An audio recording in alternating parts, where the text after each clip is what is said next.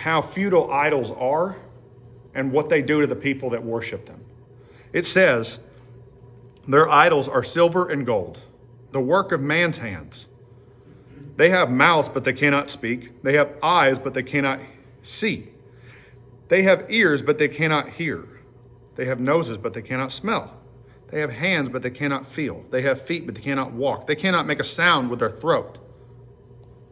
So they're useless, is what he's saying. And the final verse, those who make them will become like them, everyone who trusts in them. So the people that follow after idols become like the idols they are worshiping.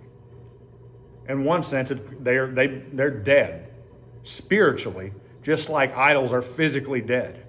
But then whatever that idol represents, because every god, every false god, every idol represents some sort of quality or benefit that those worshiping it want to receive.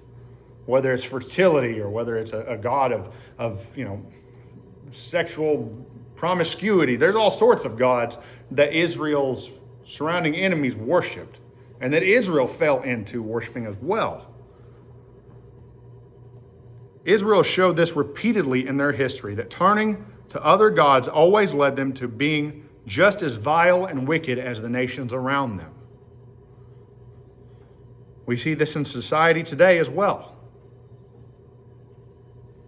People in society today that do not follow after God and that do not worship the one true God have an insatiable greed for self-pleasure that will run people as low as they can go into hell if they don't repent of it.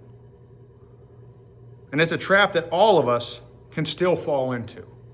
It's a trap that God's people, even though He has just blessed them and restored them, they can still fall right back into that.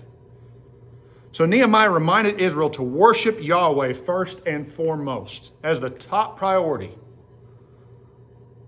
He said, we can finally turn our backs to the wall because we have got it finished. We've got gates on there now where we don't have to worry about people coming through and attacking us.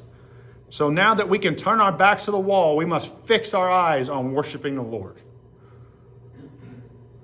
And it's not saying they didn't worship God while building, but they were obviously had a couple divided tasks they had to do there. Yes, they were trusting in the Lord as Nehemiah led them in trusting in the Lord and praying, but they also had to be on alert, watching the wall and building the wall.